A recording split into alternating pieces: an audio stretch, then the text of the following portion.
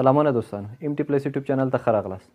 دوستان نن به تاسو ډېر یو مهمه موضوع باندې خبرې وکړم. هغه موضوع دا ده که چېرته ستاسو د فیسبوک آی ډي کوم پاسورډ چې یا ایمیل کوم تاسو چې پرې جوړ کړی ده فیسبوک اکاونټ دا کوم ملګري ته ستاسو زده وي او هغې دوی په خپل موبایل کې خلاصوي نو تاسو ته به هېڅ پته نه لګېږي چې دا زما د فیسبوک اکاونټ چا خلاص کړی او که یې نه دی خلاص کړی. نو نننۍ ویډیو کې به زه تاسو ته دا طریقه در وښیم چې څنګه مثال کولی شو چې تاسو فیسبوک یا آی ډي څوک خلاصه کړي او تاسو ته معلومات وشي.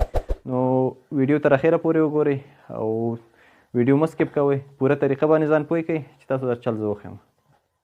راځئ ویډیو شروع کوو. د ویډیو شروع کولو لپاره تاسو لومړی به راشئ خپل فیسبوک اکاونټ ته. کله چې فیسبوک اکاونټ ته راغلی په دې پاس بره درې ټکو باندې به کلیک وکړئ. کونج کې چې دی دا درې لیکي چې دی په دې به کلیک وکړئ. دلته به راشئ لاندې سیټینګ ته به راشئ. کله چې په سیټینګ باندې کلیک وکړه په سیټینګ کې به لاندې راشي سیکیورټي ان لاګین باندې به کلیک وکړئ.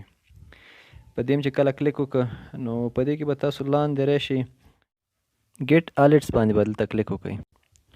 دلته به تاسو ته لیکلي نوټیفیکیشن ګوره لاندې لیکلی ایډیټ په دې ایډیټ باندې به کلیک وکړئ. کله چې په ایډیټ باندې کلیک وکړه نو تاسو دا اولنی لیکلی ګیټ نوټیفیکیشن په دا به کلیک کړئ او سیو به ووهئ.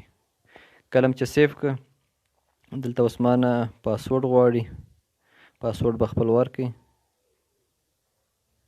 کله چې پاسورډ ورکړئ کنټینیو باندې به کلیک وکړئ.